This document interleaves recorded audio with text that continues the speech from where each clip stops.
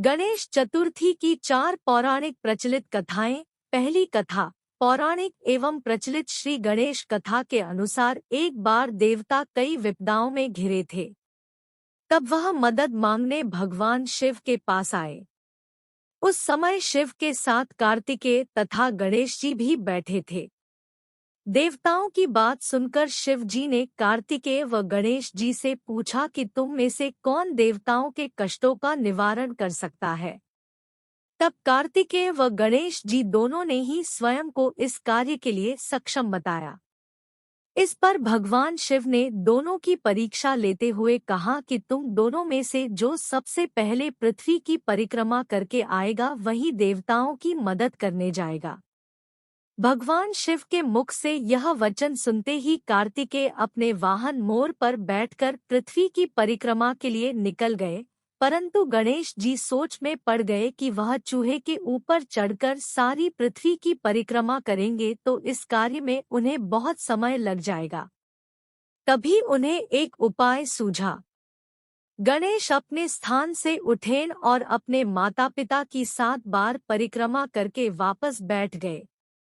परिक्रमा करके लौटने पर कार्तिकेय स्वयं को विजेता बताने लगे।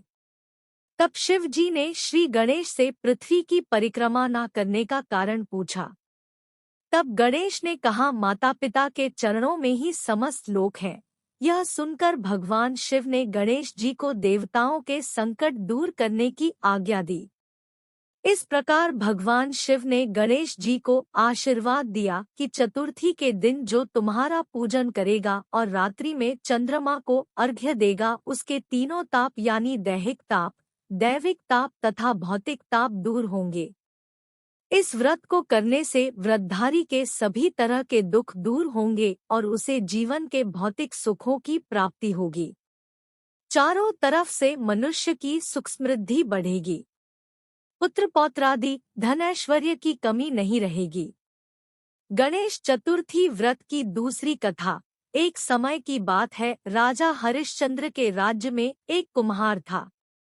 वह मिट्टी के बर्तन बनाता, लेकिन वे कच्चे रह जाते थे। एक पुजारी की सलाह पर उसने इस समस्या को दूर करने के लिए एक छोटे बालक को मिट्टी के बर्तनों के साथ आवा में डाल दिया। उस दिन संकष्टी चतुर्थी का दिन था। उस बच्चे की माँ अपने बेटे के लिए परेशान थी। उसने गणेश जी से बेटे की कुशलता की प्रार्थना की।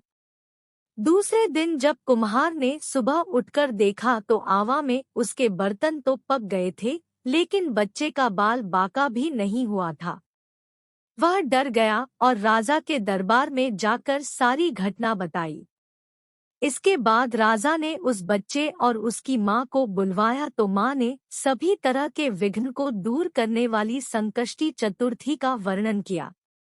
इस घटना के बाद से महिलाएं संतान और परिवार के सौभाग्य के लिए संकट चौथ का व्रत करने लगी। तीसरी कथा। एक समय की बात है कि विष्णु भगवान का विवाह लक्ष्मी जी के साथ निश्चित हो गया। विवाह की तैयारी होने लगी। सभी देवताओं को निमंत्रण भेजे गए, परंतु गणेश जी को निमंत्रण नहीं दिया, कारण जो भी रहा हो। अब भगवान विष्णु की बारात जाने का समय आ गया।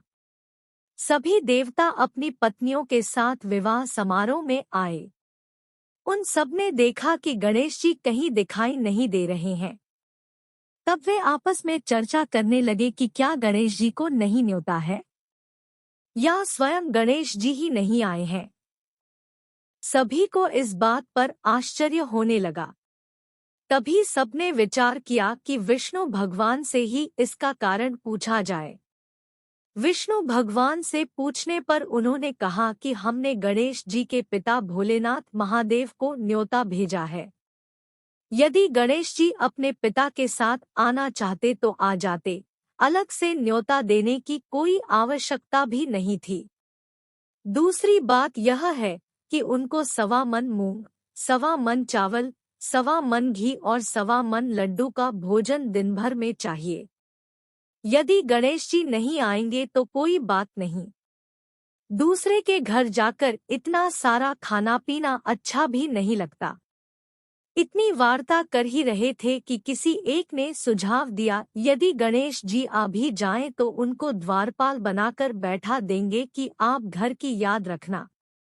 आप तो चूहे पर बैठकर धीरे धीरे चलोगे तो बारात से बहुत पीछे रह जाओगे। यह सुझाव भी सबको पसंद आ गया, तो विष्णु भगवान ने भी अपनी सहमति दे दी। होना क्या था कि इतने में गणेश जी वहां आ पहुंचे और उन्हें समझा बुझाकर घर की रखवाली करने बैठा दिया। बारात चल दी, तब नारद जी ने देखा कि गणेश जी तो दरवाजे पर ही बैठे हुए हैं, तो वे गणेश जी के पास गए और रुकने का कारण पूछा। गणेश जी कहने लगे कि विष्णु भगवान ने मेरा बहुत अपमान किया है। नारद जी ने कहा कि आप अपनी मूषक सेना को आगे भेज दें, तो वह रास्ता खोद देगी जिससे उनके वाहन धरती में धंस जाएंगे, तब आपको सम्मानपूर्वक बुलाना पड़ेगा। अब तो गणेश जी ने अपनी मूषक सेना जल्दी से आगे भेज दी और सेना ने जमीन पोली कर दी। जब बारात वहां से निकली तो रथों के पहिए धरती में धंस गए। लाख कोशिश करें, परंतु पहिए नहीं निकले। सभी ने अपने अपने उपाय किए, परंतु पहिए तो नहीं निकले, बल्कि जगह से टूट गए। किसी की समझ में नहीं आ रहा था कि अब क्या किया जाए। तब तो नारद जी ने कहा, आप लोगों ने गणेश जी का अपमान करके अच्छा नहीं किया। यदि उन्हें मनाकर लाया जाए तो आपका कार्य सिद्ध हो सकता है और यह संकट टल सकता है। शंकर भगवान ने अपने दूत नंदी को भेजा और वे गणेश जी को लेकर आए। गणेश जी का आदर सम्मान के साथ पूजन किया, तब कहीं रथ के पहिए निकले। अब रथ के पहिए निकल को गए, परंतु वे टूट फूट गए तो उन्हें सुधारे कौन? पास के खेत में खाती काम कर रहा था, उसे बुलाया गया। खाती अपना कार्य करने के पहले श्री गणेशाय नमः कहकर गणेश जी की वंदना मन ही मन करने लगा। देखते ही देखते खाती ने सभी पहियों को ठीक कर दिया। तब खाती कहने लगा कि हे देवताओं, आपने सर्वप्रथम गणेश जी को नहीं मनाया होगा और न ही उनकी पूजन की होगी, इसीलिए तो आपके साथ यह संकट आया है। हम तो मूर्ख अज्ञानी हैं, फिर भी पहले गणेश जी को पूजते हैं, उनका ध्यान करते हैं। आप लोग तो देवतागण हैं, फिर भी आप गणेश जी को कैसे भूल गए? अब आप लोग भगवान श्री गणेश जी की जय बोलकर जाएं, तो आपके सब काम बन जाएंगे और कोई संकट भी नहीं आएगा। ऐसा कहते हुए बारात वहां से चल दी और विष्णु भगवान का लक्ष्मी जी के साथ विवाह संपन्न करा के सभी सकुशल घर लौट आए। हे गणेश जी महाराज, आपने विष्णु को जैसो कारज सारियो, ऐसो कारज सबको सिद्ध करजो। बोलो गजानन भगवान की जय। चौथी कथा। श्री गणेश चतुर्थी व्रत की पौराणिक कथा के अनुसार एक बार भगवान शिव तथा माता पार्वती नर्मदा नदी के किनारे बैठे थे। वहां माता पार्वती ने भगवान शिव से समय व्यतीत करने के लिए चौपड़ खेलने को कहा। शिव चौपड़ खेलने के लिए तैयार हो गए, परंतु इस खेल में हार जीत का फैसला कौन करेगा, यह प्रश्न उनके समक्ष उठा तो भगवान शिव ने कुछ तिनके एकत्रित कर उसका एक पुतला बनाकर उसकी प्राण प्रतिष्ठा कर दी और पुतले से कहा, बेटा, हम चौपड़ खेलना चाहते हैं, परंतु हमारी हार जीत का फैसला करने वाला कोई नहीं है, इसीलिए तुम बताना कि हम दोनों में से कौन हारा और कौन जीता। उसके बाद भगवान शिव और माता पार्वती का चौपड़ खेल शुरू हो गया। यह खेल 3 बार खेला गया और संयोग से तीनों बार माता पार्वती ही जीत गई। खेल समाप्त होने के बाद बालक से हार जीत का फैसला करने के लिए कहा गया, तो उस बालक ने महादेव को विजयी बताया। यह सुनकर माता पार्वती क्रोधित हो गई और क्रोध में उन्होंने बालक को लंगड़ा होने, कीचड़ में पड़े रहने का श्राप दे दिया। बालक ने माता पार्वती से माफी मांगी और कहा कि यह मुझसे अज्ञानतावश ऐसा हुआ है, मैंने किसी द्वेष भाव में ऐसा नहीं किया।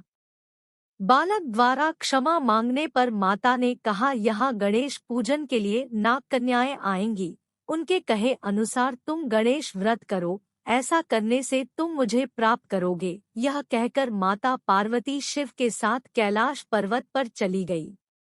1 वर्ष के बाद उस स्थान पर नागकन्याएं आईं।